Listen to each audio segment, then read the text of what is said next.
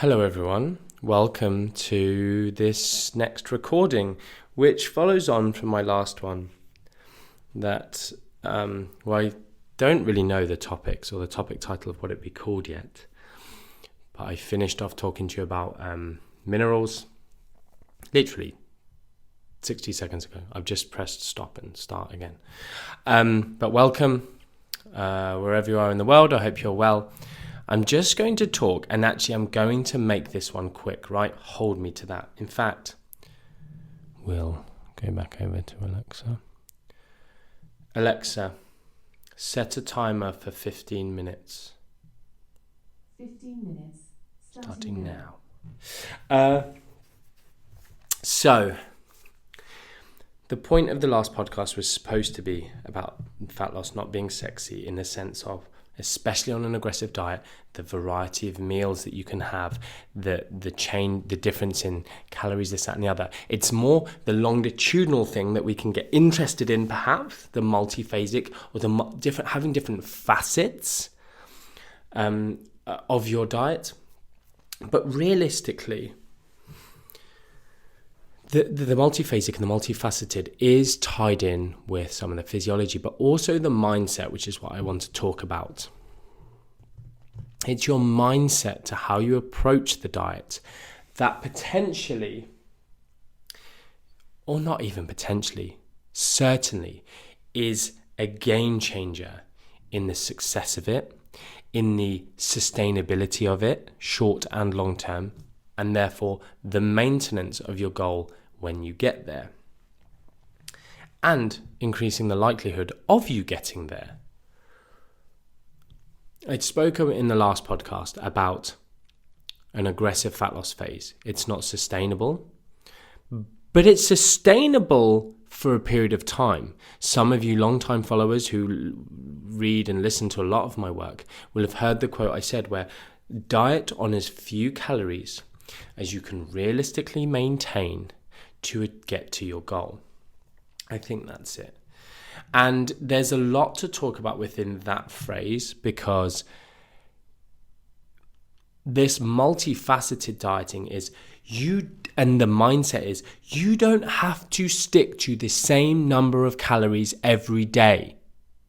Your calorie deficit doesn't need to be the same size every day. You don't have to be in a deficit every day. And you don't have to demonize any foods. Unconditional permission to eat anything does not mean unconditional permission to eat everything.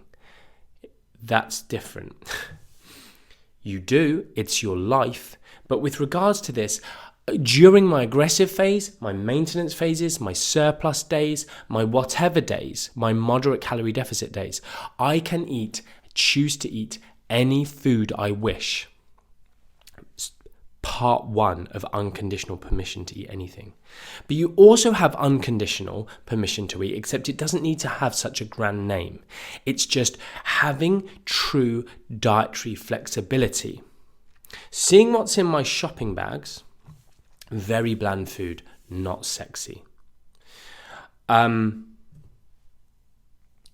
However, seeing the small adaptations I make based on my day, based on my goal, based on what's come before, based on what I want to happen next, is where the intricacies and the sexiness lies. Changing your nutrition based on your mentality. If I told you that the evidence-based definition around normal eating is eating when you're lonely. Normal eating is eating for comfort, for pleasure. Doesn't sound normal to you, does it? Now, anyone who's been challenged by that, don't bite back. You're not going to be more right than me. Maybe you are. But you're not unless you're incredibly well-read in the area. I'm not saying that flippantly. I'm saying that based on an extremely educated opinion. Sorry for anyone that grates that I've called myself extremely educated. I am. Get over it. That's another podcast episode about judgment and projecting our own feelings on other people, and etc. But I don't say these things flippantly. So any podcast I do, when I say something, don't go, well, that's not right, that's wrong. Go and question why. Why has he said that? I didn't know that, which is probably the main thing most people should say. I didn't know that, if you disagree with me. There can be different interpretations, of course, but unless you're one of my esteemed peers, it's probably not going to be the case. But yes, eating when you're lonely is part of the definition of normal eating.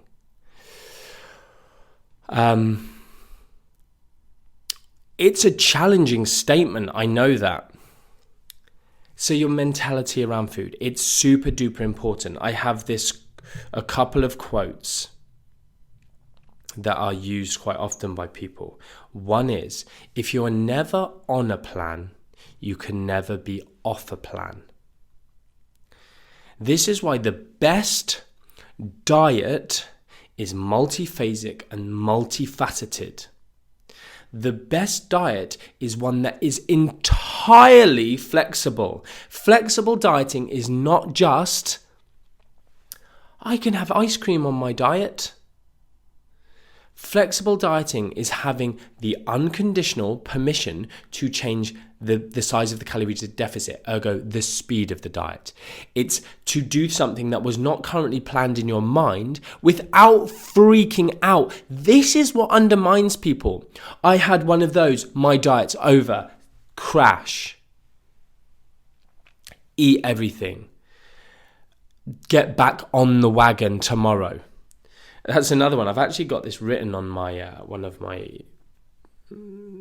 what's it called? Canva. It's like a image creating software thingy online.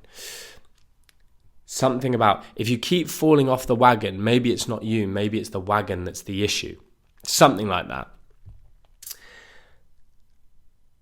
If you keep falling off the wagon, if you keep having to get back up, maybe you shouldn't be on that wagon.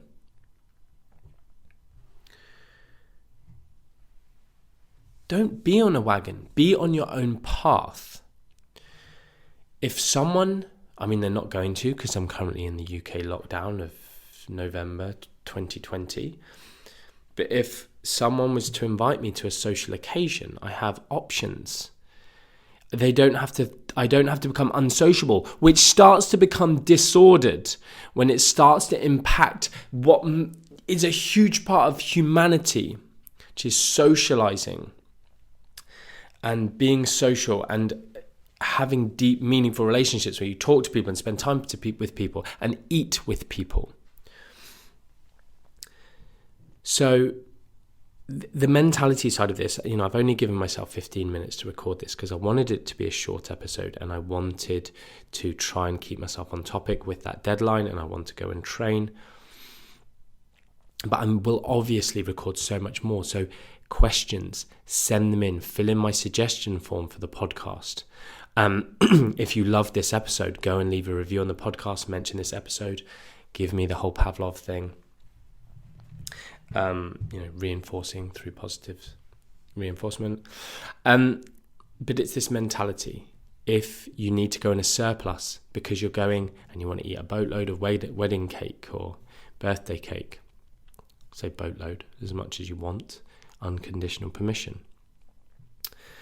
With an understanding, if you start eating out of guilt, if you start eating because you are sad and then it makes you sadder afterwards, that is where it's becomes disordered. Not an eating disorder, but disordered patterns of eating.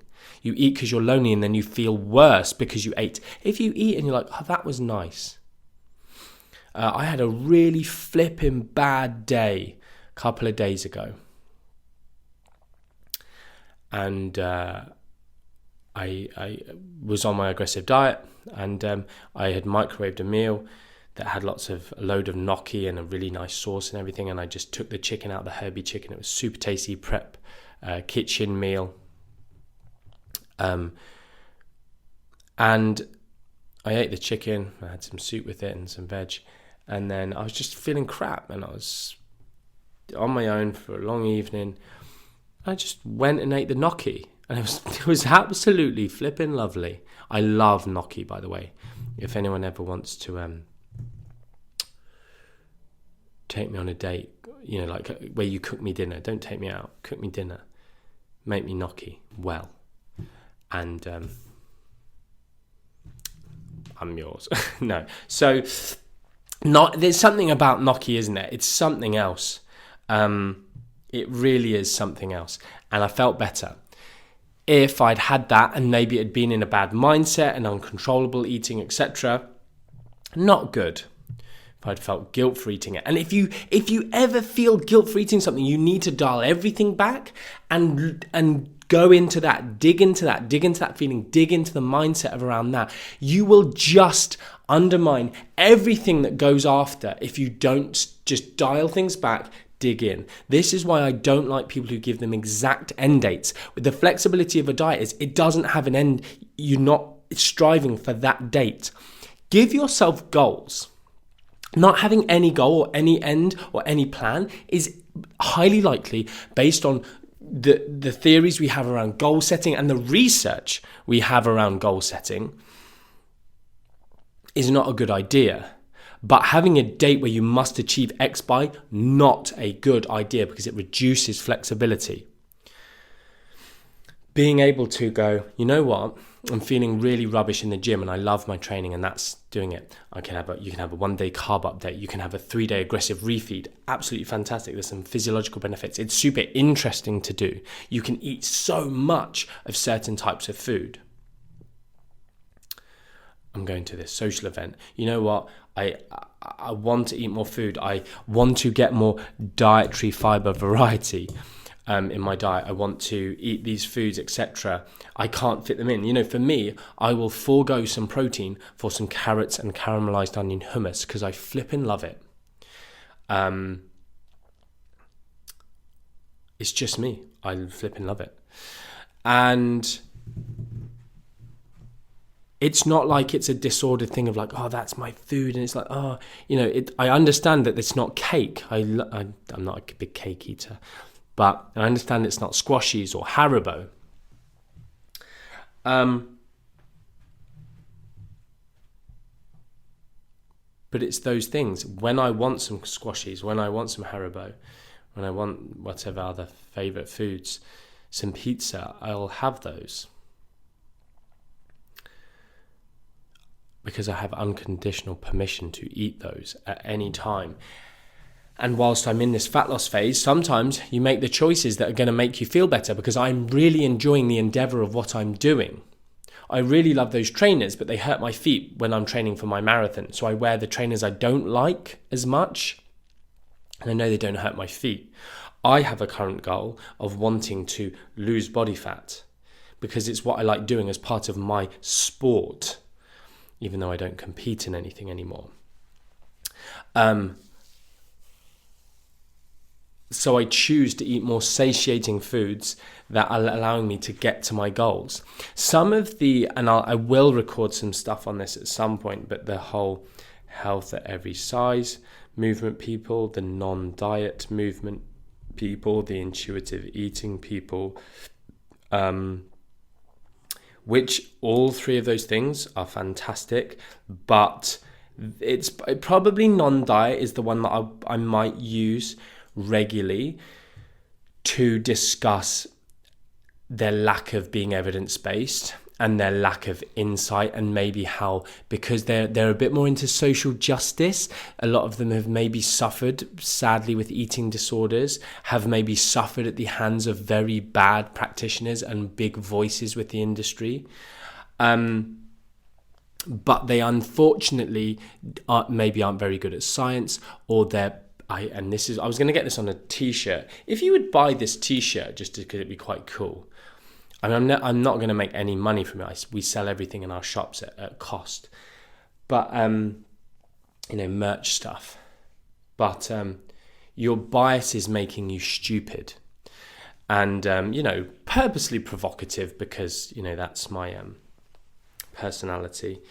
To just, I'm not vanilla, let's be honest, in any way. And so it is this thing, you could say that nicely and then no one listens to you and it's boring. And then you don't make any change. If you've got something profound and important to say, you can't always just be vanilla and nicey.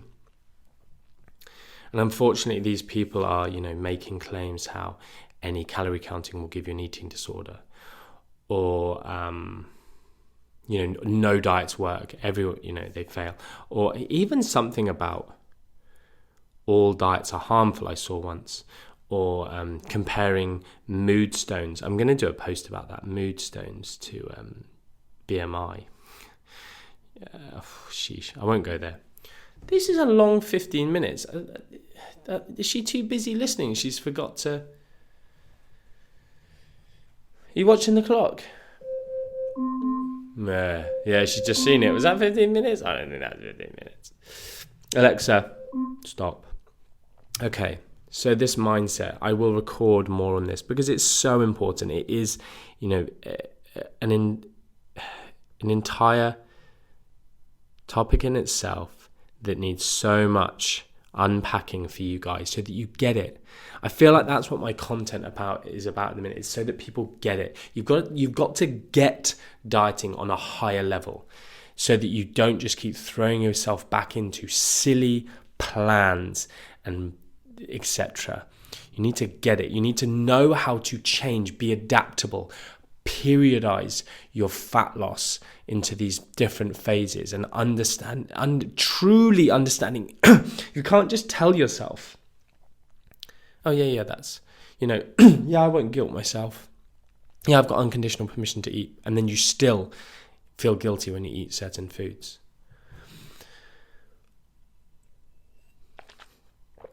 I feel like, again, some of when I talk, people hopefully get aha moments and it molds. And if you ponder and reflect on what I say, it will truly help you. You go, oh my goodness, I've never thought about it that way.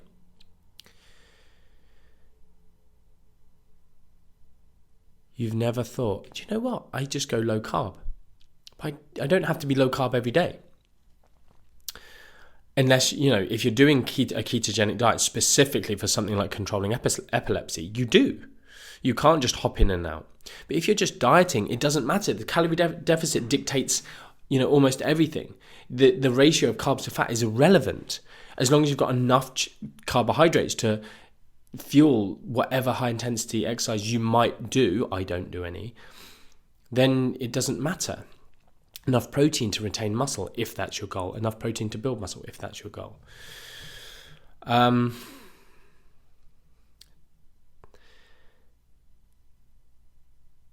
So you just start realizing, geez, I don't have to be just low carb or low fat. I don't have to be just 6 meals a day. I don't have to be just an intermittent faster. You can do these different facets can happen all the time within a day. You can have a low carb meal, then you can have a low fat meal. You can do an aggressive diet one day, a less aggressive diet. You can undulate throughout the week. All of this stuff, once you truly understand it, dieting becomes a lot easier if you start the diet in the right place. And that will be a whole new topic of relationship with food and